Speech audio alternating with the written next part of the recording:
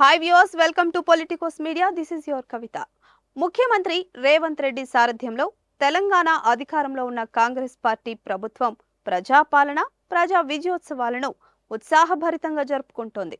రాష్ట్ర వ్యాప్తంగా పండుగ వాతావరణంలో ఈ వేడుకలు సాగుతున్నాయి. ఈ నెల 9వ తేదీ వరకు ఈ వేడుకలను నిర్వహించనుంది ప్రభుత్వం. రాష్ట్రంలో కాంగ్రెస్ పార్టీ ప్రభుత్వం ఏర్పాటై ఏడాది పూర్తి కానున్న సందర్భంగా ఈ వేడుకలను నిర్వహిస్తోంది.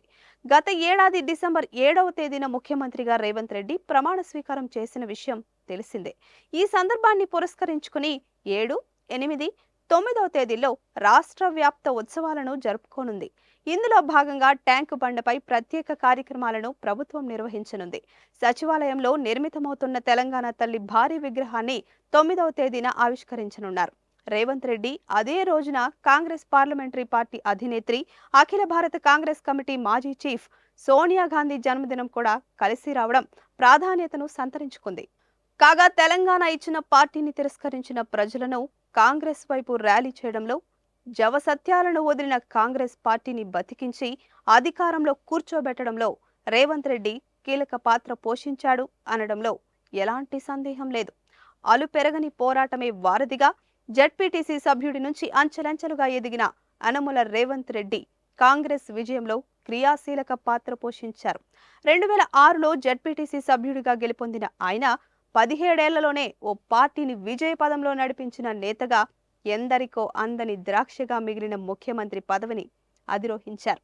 రేవంత్ రెడ్డి ముఖ్యమంత్రిగా పగ్గాలు చేపట్టినప్పుడు కాంగ్రెస్ పార్టీ సీనియర్లు ఆయనకు సహకరించరని, పార్టీలో అంతర్గత ప్రజాస్వామ్యం ఎక్కువని, అందులో భాగంగా టీడీపీ లాంటి ఒక ప్రాంతీయ పార్టీలో పనిచేసిన రేవంత్ రెడ్డి కాంగ్రెస్ లాంటి జాతీయ పార్టీలో ఎమడలేడని, కాంగ్రెస్ అంటేనే అంతర్గత కుమ్ములాటలు, ముఠా తగాదాలకు కేర్ ఆఫ్ అడ్రస్ అని, ఆయనకు ఏమాత్రం సీనియర్ల సహకారం దక్కదని అంతా అనుకున్నారు. అందుకు అనుగుణంగానే పీసీసీ ప్రెసిడెంట్ అయ్యాక పార్టీలోని సీనియర్లు అందరూ దాదాపు రేవంత్ పై ప్రత్యక్ష యుద్ధమే చేశారు. గెలిచాక పదవులు రాలేదని కొందరు, పనులు చేయలేదని మరికొందరు లీడర్లు పంచాయతీలు, పేచీలు పెడతారని అంతా అనుకున్నారు.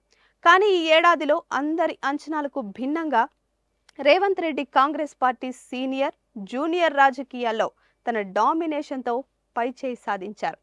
సీనియర్లు అప్పర్ హ్యాండ్ సాధించారు. పార్టీలో అందరినీ కలుపుకుంటూ అందరికీ సమాన గౌరవం ఇస్తూ పార్టీని తనకు అనుకూలంగా మలుచుకోవడంలో సక్సెస్ అయ్యారు. ఈ విషయంలో రేవంత్ దివంగత కాంగ్రెస్ నేత రాజశేఖర్ రెడ్డిని ఫాలో అవుతున్నట్లు స్పష్టంగా తెలుస్తోంది. రేవంత్ రెడ్డి ఒక ముఖ్యమంత్రిగా పెద్ద మనిషి హోదాలో పనిచేస్తూ సీనియర్లకు, మంత్రులకు పూర్తి స్వేచ్ఛ ఇస్తున్నారు.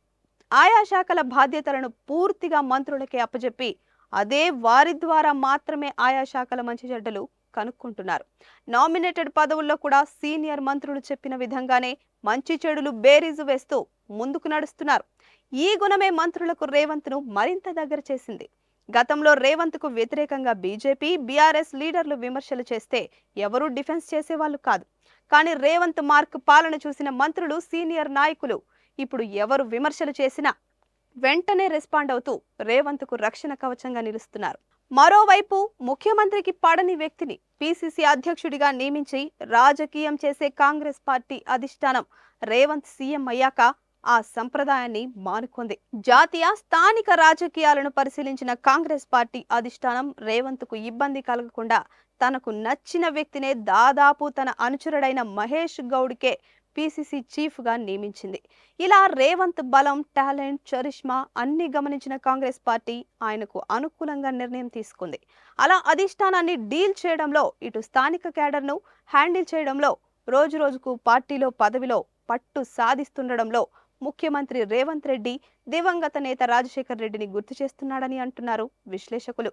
తిట్టిన నోళ్లతోనే పొగిడించుకుంటూ, పోగొట్టుకున్న చోటే వెతుక్కుంటూ రేవంత్ ముందుకు సాగుతున్నారని చెప్తున్నారు. Please subscribe to the channel and download the Politicos app from the links in the description.